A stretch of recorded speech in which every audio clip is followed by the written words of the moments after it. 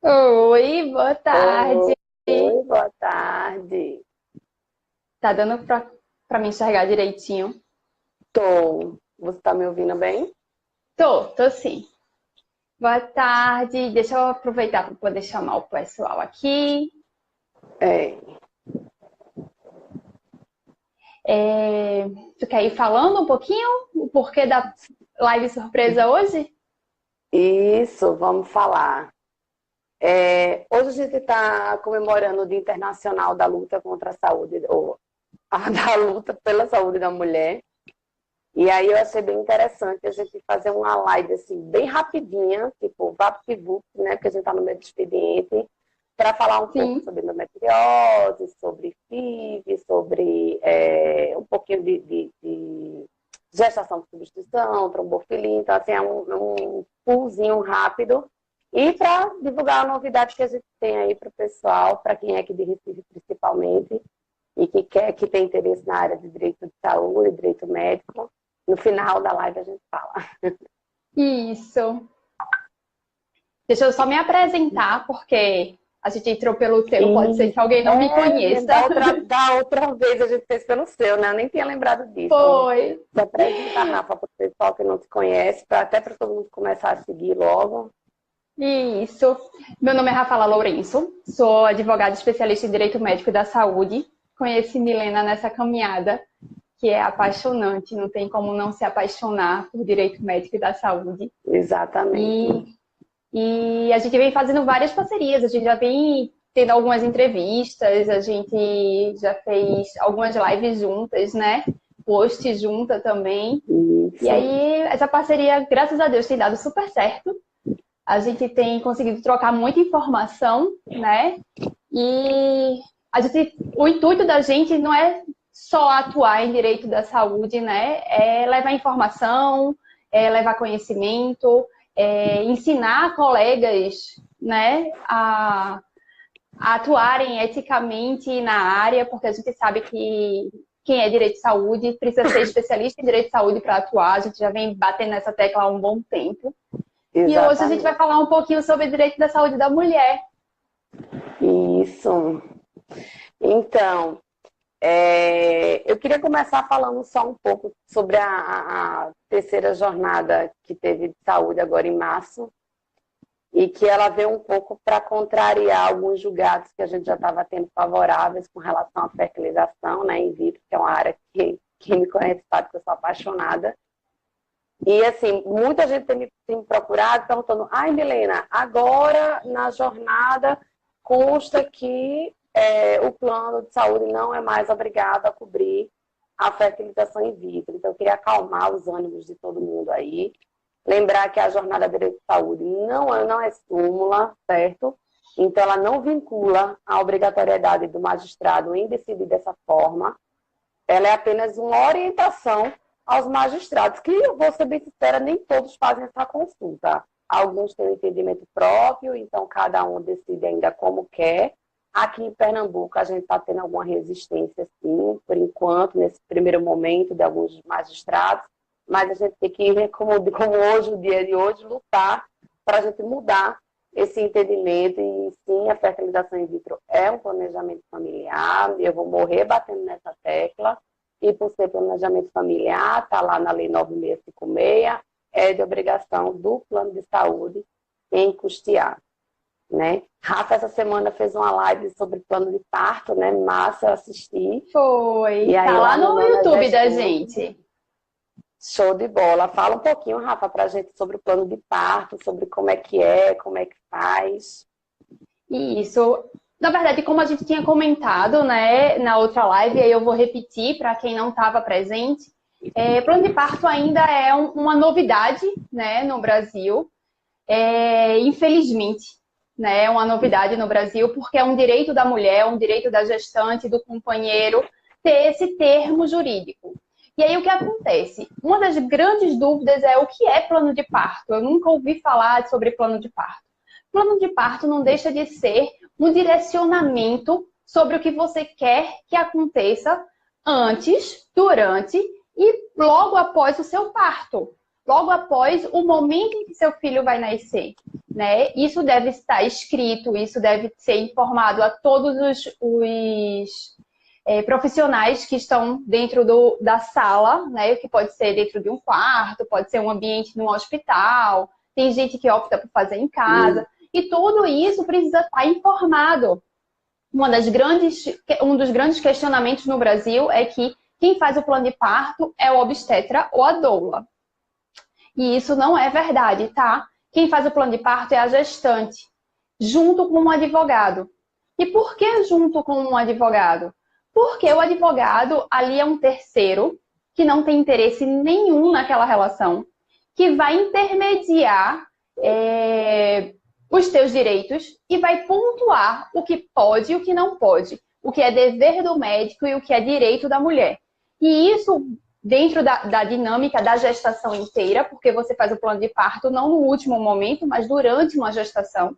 Óbvio que tem mulheres que deixam para a última hora e a gente consegue dar assistência. Mas o ideal é que faça essa construção junto com toda a equipe durante toda a gestação, né? Para que você se sinta mais segura, para que você se sinta realizada naquele momento, porque a gente é mãe e a gente sabe que naquele momento a gente não responde por a gente, né? Então, nada melhor do que você deixar registrado, deixar por escrito aquilo dali que você tem vontade. Para que esse termo tenha realmente efeitos, tenha força, o ideal é que ele seja realizado por um advogado e esteja dentro de um prontuário. Em alguns casos, alguns profissionais solicitam que você registre. Não são todos os cartórios. Por escritura pública, né? Também é bom. Isso. Não são todos os cartórios que hoje... Desculpa que ainda estou doente. Não são todos os cartórios que ainda... que já aceitam, né, você fazer esse tipo de registro. Mas é possível. E com o intermédio de um advogado, com o intermédio de uma pessoa que entenda, que vá fazer força lá, a gente consegue te dar essa segurança, né? E aí hoje a gente queria falar um pouquinho sobre isso, já que tu gosta tanto de fertilização, desse mundo. Eu digo muito que eu amo trabalhar com começo de vida e fim de vida. Eu fico muito nessas duas pontas, é muito engraçado. Eu amo fim de vida, testamento vital, diretrizes antecipadas e fertilização e reprodução assistida. Alguém perguntou aqui sobre planejamento familiar. Deixa eu voltar aqui um pouquinho. Acho que foi Carlota, né? Qual a lei sobre planejamento familiar? Pronto, a lei do planejamento familiar, a gente tem a 9263, tá? Certo? Ela instituiu o planejamento familiar, mas além dela, a gente tem a Constituição Federal, que garante o planejamento familiar. A gente, nessa mesma lei, ela incluiu o artigo 35, artigo 35C, inciso 3º, salvo engano, da lei 9656, que determina que o plano faça cobertura nas consultas de planejamento familiar, então é obrigação do plano. Travou não, né? Não, acho que é porque não, eu tô... Por um momento eu pensei que tivesse... Estava parada, aí eu pensei que tivesse travado. Entendeu? Então, estava parada, eu pensei que tivesse travado. Então, assim, essa lei, ela, infelizmente, ela não é levada a sério. É isso que eu sinto. É que como se o planejamento familiar fosse somente a prevenção. E não é. Fosse algo supérfluo, né? É porque é redução de custo, né? Então, na hora da prevenção, eles reduzem custo tanto para o Estado quanto para o plano, enfim. Então, é essa briga dos gigantes, né? E a gente tem que lutar muito. E hoje é um dia para a gente falar sobre isso. Isso, exatamente. Com relação ao plano de parto, eu acho muito importante frisar, porque eu sinto também assim, eu sou mulher, sou mãe, mas não é porque somos mulheres, somos mães, que a gente tem que determinar que tudo aquilo que a gente escreveu no plano de parto seja feito a qualquer custo. Pelo amor de Deus, gente, o médico tem que ter autonomia de dizer também assim, olha, não é mais viável fazer isso porque está colocando em risco a sua vida, a vida do bebê, pode ter problema. Então, não é porque o médico não seguiu por essa razão, e aí tem que ser justificável, né? Tem que principalmente constar no prontuário médico o que é que aconteceu para ele não seguir o plano, para que não haja nenhum problema. E a mulher também tem que entender, porque, olha, infelizmente, existem algumas que dizem que querem a qualquer custo e acaba acontecendo alguns casos, como a gente viu aí, do bebê dentro da barriga, ingerir mecônio, infecção, e aí passa o tempo do parto, entra sofrimento O que fetal, acontece? e que não é legal. O plano de parto é uma diretiva, né? É um Sim, direcionamento do que o médico deve fazer, da vontade da mulher, mas obviamente que existe um limite, né? claro, Esse limite, ele chega, o direito do médico e o seu direito acaba, o direito do médico começa quando o médico percebe que a sua vida da gestante e o do seu bebê está em risco. Então, naquele momento, o médico ou o profissional que está ali assistindo, ele tem a autonomia de dizer, não dá, vamos parar por aqui, vamos recorrer para um outro meio mais seguro para a sua vida e a exatamente. vida do seu filho. Então, E isso sempre precisa ser conversando deixado com a muito mulher, né? claro. Exatamente, isso sempre deixando muito claro, isso sempre deixando registrado, para que seja protegida ambas as partes. Eu digo que o plano de parto ele não é um benefício exclusivamente para a mulher, é um Uhum. benefício para ambas as partes, para todos os envolvidos. Porque naquele momento em Exatamente. que você está discutindo durante uma gestação inteira a sua vontade, você consegue criar uma relação, um vínculo com o médico, e a sua vontade ali naquele momento vai ser respeitada dentro dos limites médicos possíveis, né? Exato, com certeza. Deixa eu ver aqui, a Carlota Carlota perguntou. perguntou: mulheres que Deixa eu... desejam engravidar, o Sistema Único de Saúde, ele dá o direito de realizar a FIV? Sim, dá. E aí a gente tem um grande problema. Aqui em Pernambuco, eu vou falar por aqui, que é a praça que eu conheço melhor.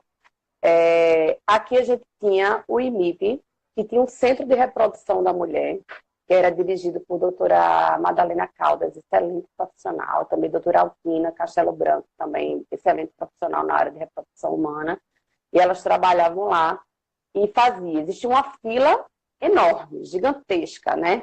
Inclusive, hoje ainda existe lá cerca de 30 embriões para serem implantados de pessoas que fizeram na época que ainda não foram transferidos, e que eles não fecharam completamente ainda o centro, porque estão aguardando essa transferência, porque a questão do descarte, a gente tem que respeitar lá a resolução do CFM, que tem um prazo, a forma de descarte, enfim.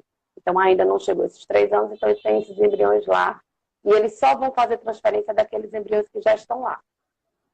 Então, quando o IMIP fechou, Pernambuco passou a não ter mais nenhum centro de reprodução da mulher. A gente tem o Hospital da Mulher, que atende para consultas, a gente tem o Hospital das Clínicas, que tem médicos excelentes, o doutor Mauro Aguiar, que o pessoal fala muito, inclusive é o meu médico, ele atende lá para falar de endometriose um pouquinho, mas a gente não tem nada relativo à reprodução assistida no âmbito estadual.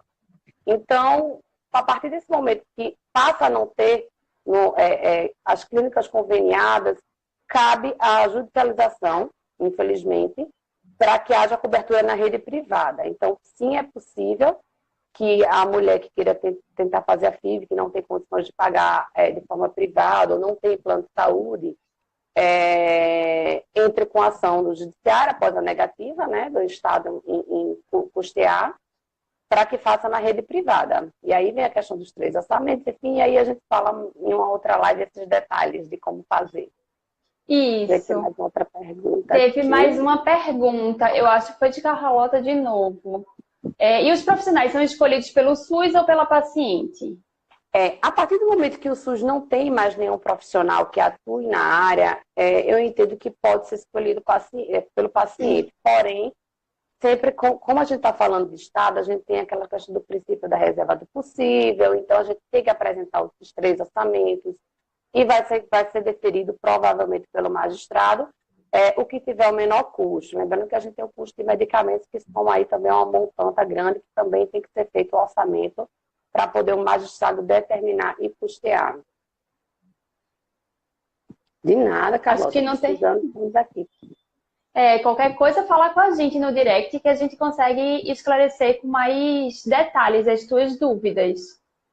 Tem aqui a Duda Almeida perguntando: já vi casos de mulheres que, diante de se sentirem muito cansadas e esgotadas com dor, pedirem por analgesia ou pela cesárea, mas que o médico doula insiste no que está no plano de parto. Pois é.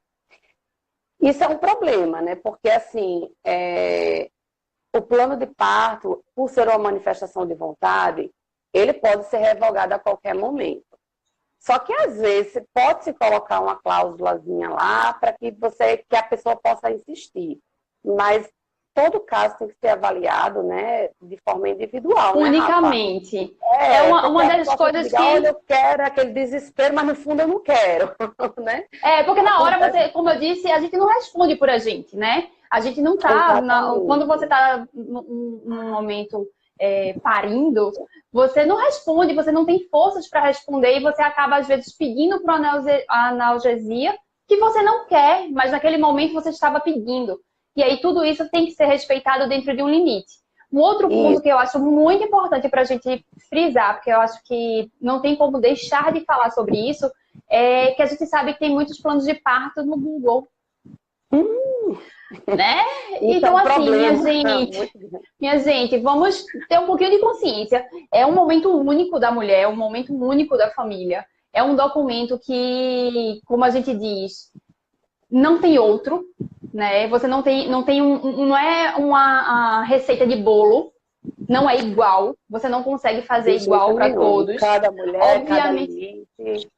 Isso. Obviamente que muita gente se direciona por aqueles modelos.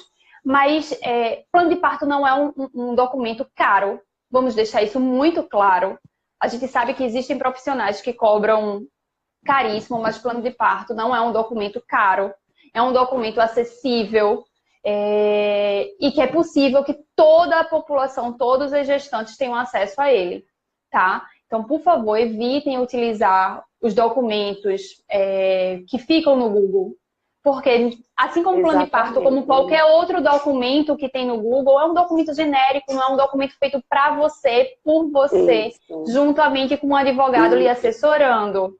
Exatamente, e é importante frisar que quando somos chamadas para auxiliar no planejamento, no plano de parto, numa diretiva antecipada, num testamento vital, qualquer documento de manifestação de vontade, a gente tem uma série de perguntas que a gente faz para o nosso cliente para saber o limite dele. Porque até essa questão da anestesia, a gente tem que saber até quando é para a gente seguir a orientação do plano de parto, ou ela dizer, olha, o meu limite é esse. Se eu chegar nesse limite, eu quero que faça. Enfim, então existe um questionário, uma verdadeira entrevista que a gente faz. E por isso que é muito comum, e a gente sabe disso, no escritório a gente faz de 4 a 5 reuniões até fechar um plano de parto. Claro. Então, você muito, né? De uma para outra. Não é uma reunião, você não vai sentar com a sua advogada, com o seu advogado, especialista em direito de saúde, por favor, e fazer um dia o seu plano de parto. O plano de parto ele é construído durante toda a relação e durante toda a gestação. Sim, plenamente, concordo. Tem que ser bem com bastante calma. Teve uma pergunta que é super interessante aqui sobre violência. E aí eu deixo eu perguntar para ti para tu responder. Milena, como ficam os casos de mulheres que ainda sofrem violência obstétrica? Ainda existe? Como a mulher pode se proteger? Bom, vamos lá, Ana Paula. A violência obstétrica, ela existe sim, infelizmente. Isso é uma coisa que eu acho que vem desde sempre existiu. E não é porque agora o Ministério da Saúde disse que não é violência obstétrica, aí o Ministério Público pediu para o Ministério da Saúde se meter, o CFM vem lá e diz que não existe, e está aquele fuzuê todo essas últimas semanas sobre violência obstétrica. Mas o que eu acho que a gente precisa colocar muito na cabeça, não só do médico, mas da mulher também, porque assim, a gente sabe que a gente sofre violência obstétrica, seja com palavras, seja de forma física, seja pela negativa até de um medicamento que a gente está pedindo. Então, mas a gente tem que ter muito cuidado no que vai ser realmente a violência obstétrica. Não é tudo que vai ser. Porque o que eu vejo hoje, muita notícia de que... então qualquer coisa que acontece no parto que não sai como você quer, você sofrer violência obstétrica. Não, calma, não é assim também. Toda situação tem que ser avaliada. A gente teve aquele vídeo que foi divulgado esse ano, até de um médico que chegou a agredir a mulher. Isso é uma violência obstétrica. Ele tentar a qualquer custo fazer o que a mulher não quer fazer, isso é uma violência obstétrica. Assim, Pode concluir, O que é quer falar? interessante, o que é interessante informar é que o termo ele foi banido. Ele foi banido exatamente por ele estar banalizado. Tudo era Isso, violência obstétrica. E a gente precisa direcionar, não é porque o termo deixou de existir que isso, aquela criminalização, né? Aquele exato, que é um crime, deixou de existir contra a mulher. Ele isso, existe, mas não é aquele termo mais que é utilizado, tá? exato. Eu acho que, na verdade, assim, o termo, de boa, tanto faz. Pode chamar o que for, a Você pode. agressão é a mesma, a violência, a lesão, a obstétrica, seja o termo que vai ser usado, não vai deixar de E as existir. pessoas estão se pegando num termo, O numa termo. palavra, né? E é Eu muito até pouco. entendo, eu até entendo um pouco o lado do médico, porque quando a gente fala em violência obstétrica, relaciona-se muito ao obstetra em si. E não é E que, na equipe. verdade, não é equipe, que, na verdade, pode acontecer desde o momento do socorro da mulher que saiu de casa até a hora do pós-parto. Então, assim, os médicos, eu acho que sentem um pouco mais esse termo por ser violência obstétrica, que normalmente está relacionado, todo mundo liga primeiramente ao médico, ao Não é obstetra, violência e na no verdade não parto. é. Exatamente, deveria ser até no parto. Mas assim, o termo tanto faz.